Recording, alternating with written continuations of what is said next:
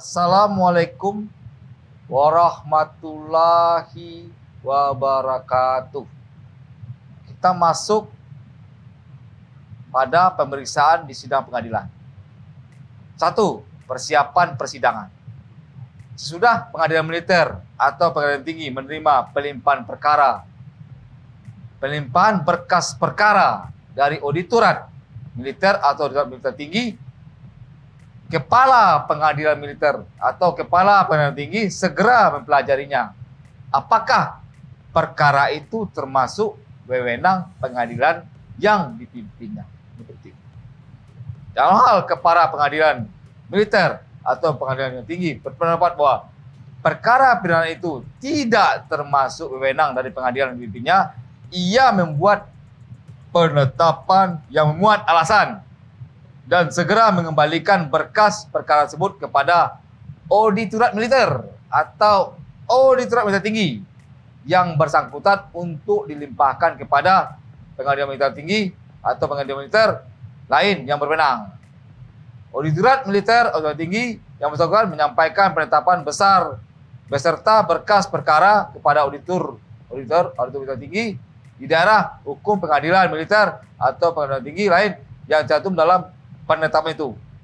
Salinan penetapan disampaikan kepada terdakwa atau penasihat hukum dan auditor militer atau auditor militer tinggi. Lanjut. Nah, kita lihat. Dilmil atau dilmil tama, Pengadilan Militer dalam waktu yang lama per hari sudah menerima perlawanan. Ini ada tata cara perlawanan, ada waktu penahanan, ada juga diatur. Dalam hal pengadilan tersebut menguatkan perlawanan, ini ada tata cara peradilannya. Terus, apabila pengadilan tersebut menolak perlawanan auditor, pengadilan tersebut dengan menetapkannya mengirimkan berkas perkara beserta surat lampirannya kepada pengadilan militer dan tinggi lain yang berwenang. Lanjut. Sekarang kita lihat penahanan. Penahanan adalah menempatkan tersangka atau terdakwa di tempat tertentu oleh penyidik TNI atas perintah, dia punya gawe itu ankum, perintah ankum atau papera atau hakim ketua atau kepala pengadilan dengan keputusan atau penetapannya dalam hal dan menurut cara yang diatur dalam undang-undang ini. Dalam pemeriksaan sidang tingkat pertama pada Dilmil atau pengadilan militer atau di pengadilan militer tinggi, hakim ketua berwenang. Apabila terdakwa berada dalam tahanan sementara, wajib menetapkan terdakwa tetap ditahan. 2. Guna kepentingan pemeriksaan, mengeluarkan perintah untuk menahan terdakwa. Itu ya, waktu penahanan ditentukan. Nah, oke, lanjut. Ketentuan tersebut berlaku pada pemeriksaan tingkat banding di pengadilan militer tinggi dan pengadilan militer utama.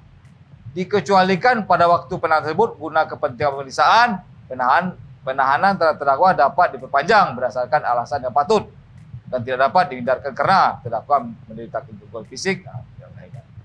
Perpanjangannya diberikan paling lama 30 hari. Ya kan, ada jangka waktunya.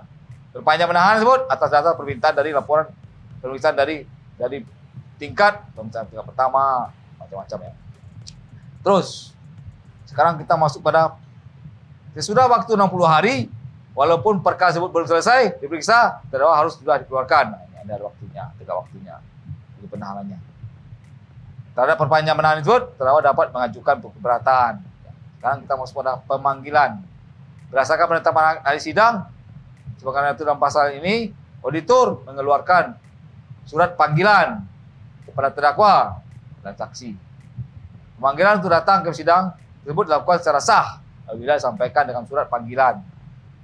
Terus, apabila dipanggil di luar negeri, apabila yang dipanggil di luar negeri, pemanggilan dilakukan melalui perwakilan RI di tempat orang dipanggil tersebut berdiam.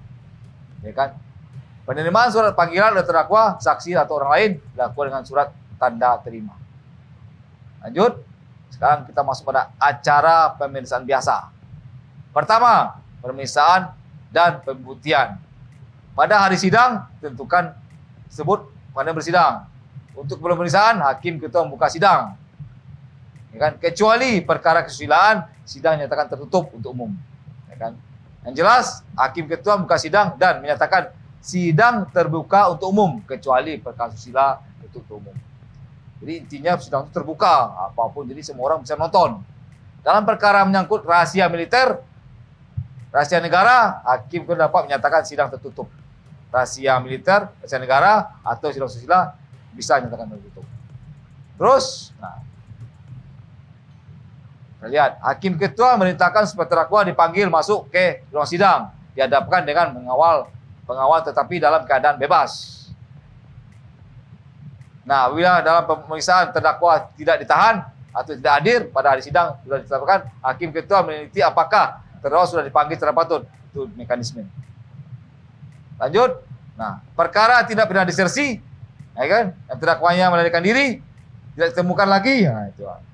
Terus, turut sidangannya nggak jadi tempat terdakwa. Itu tanpa hadirnya terdakwa, itu disersi ya.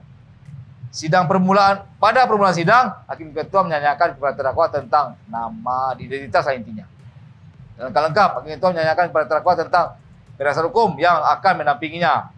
Dicek semua hakim ketua, itu tugas hakim ketua. Terhadap putusan majelis hakim yang menyatakan keberatan diterima oleh auditor dapat mengajukan perlawanan kepada pengadilan tingkat banding. Itu mekanisme persidangan. Dalam waktu paling lambat 14 hari sudah diterima perlawanan, auditor pengadilan tingkat banding dengan putusan menerima atau menolak keberatan auditor. Lanjut. Kita lihat alat bukti yang sah. Apa itu alat bukti? Pertama, keterangan saksi. Saksi adalah orang yang dapat memberikan keterangan guna kepentingan persidangan. Itu alat bukti yang sah, keterangan saksi. Keterangan saksi adalah salah satu alat bukti dalam perkara pidana yang berupa keterangan dari saksi mengenai suatu peristiwa pidana yang ia dengar, ia lihat, ia sendiri lihat, dan ia alami sendiri, yang menyebut alasan dari pengetahuan tersebut. Dan keterangan saksi sebagai alat bukti adalah keterangan yang menyatakan saksi di ruang persidangan. Yang pertama kan alat bukti ya. Pertama keterangan saksi, kedua keterangan ahli. Keterangan ahli adalah keterangan yang diberikan oleh seseorang yang memiliki keahlian khusus tentang hal yang diperlukan untuk membuat terang suatu perkara pidana guna kepentingan pemeriksaan. Keterangan terdakwa. Keterangan terdakwa adalah alat bukti. Keterangan terdakwa sebagai alat bukti adalah keterangan yang menyatakan terdakwa di sidang tentang perbuatan yang ia lakukan atau yang ia ketahui sendiri atau ia alami. Oke. Terakhir surat. Surat adalah sebagai alat bukti yang sah apabila dibuat atas sumpah jabatan atau dikuatkan dengan sumpah. Nah, itu surat ya.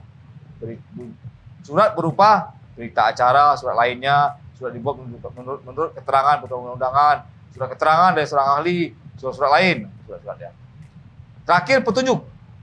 Petunjuk adalah perbuatan, kejadian atau keadaan yang kena persesuaiannya baik antara satu dan yang lain maupun dengan tindak pidana itu sendiri, menandakan bahwa sudah terjadi suatu tindak pidana dan siapa pelakunya.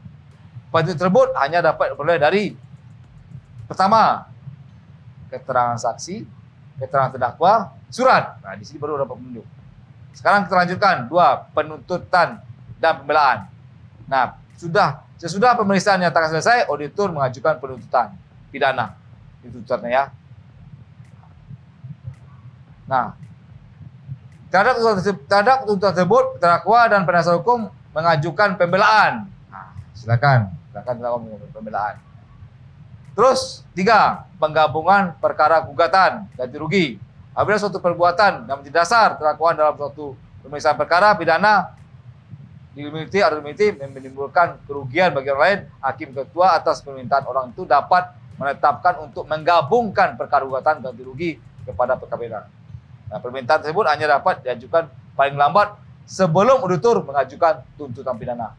Ada waktunya, tolong diwaspadai.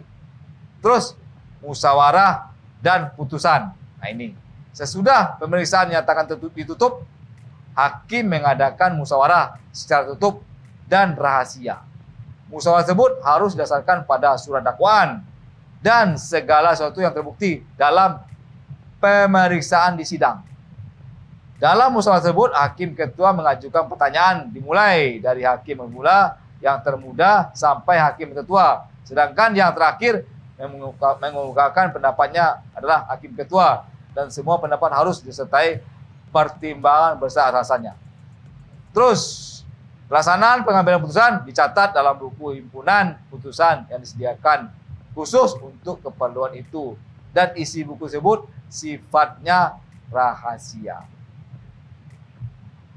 Apabila pengadilan berpendapat bahwa dari hasil pemeriksaan di sidang kesalahan terdakwa atas perbuatannya didakwakan kepadanya tidak terbukti secara sah dan meyakinkan, terdakwa diputus bebas dari segala dakwaan.